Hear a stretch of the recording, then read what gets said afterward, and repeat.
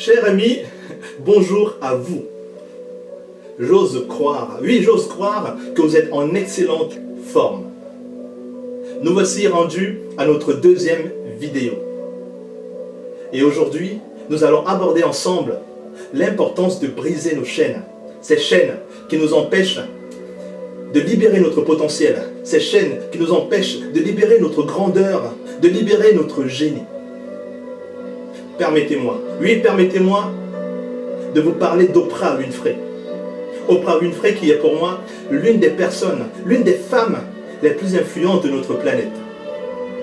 Que diriez-vous? Oui, que diriez-vous si vous saviez qu'elle a été abusée par certains membres de sa famille alors qu'elle avait moins de 14 ans? Que diriez-vous? Que diriez-vous si vous saviez qu'après avoir co-créé son entreprise, Steve Jobs fut viré par son conseil d'administration à la demande non pas de son associé, mais d'une personne qu'il avait lui-même recrutée? Que diriez-vous? Imaginez un seul instant. Imaginez un seul instant que vous soyez aveugle, sourd et muet. Que deviendrait votre vie?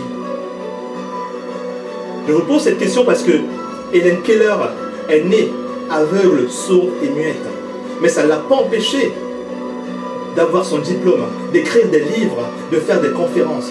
Elle inspira des millions de personnes, parmi lesquelles de nombreux handicapés. Pour finir, laissez-moi vous parler d'un homme qui n'a pas eu son bac. D'un homme qui fut accusé d'homicide involontaire lors d'un accident malheureux, où son ami perdit la vie. Un homme qui, par la même occasion, perdit l'usage de son bras droit. Vous l'avez sûrement deviné.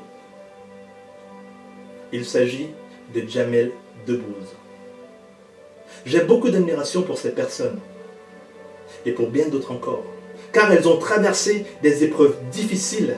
Elles ont brisé leurs chaînes pour éblouir le monde de leur talent.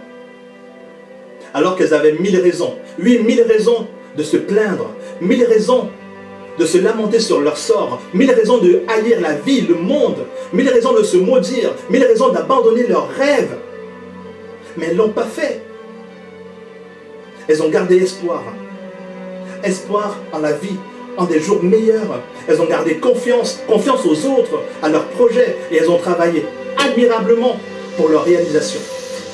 Il est vrai qu'ils ont grandement souffert, physiquement et psychologiquement, car nous sommes tous, à vrai dire, des hommes fers de chair et de sang, des femmes fers de chair et de sang, des personnes sensibles.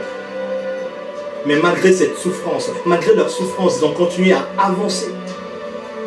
Pensez-vous que ces personnes soient différentes de vous et moi?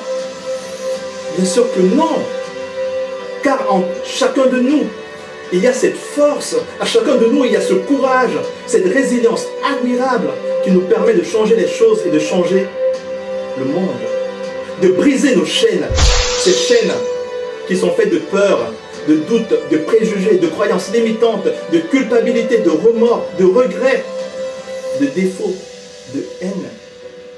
Ces chaînes que nous traînons tels des condamnés à mort.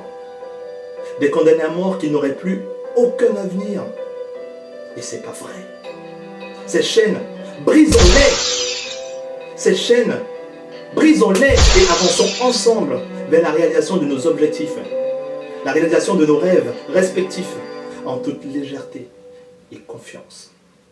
Car c'est votre succès, c'est votre bonheur qui compte le plus. Car la construction de ce monde meilleur auquel nous aspirons tous commence par votre succès, votre bonheur. Je me nomme Didier Gélanor. Si vous voulez participer à l'une de mes conférences, ou si vous voulez que j'intervienne dans votre région, je vous invite à visiter mon site internet. Inscrivez-vous ou laissez-moi tout simplement un message. Évoluons ensemble pour bâtir un monde meilleur. Je crois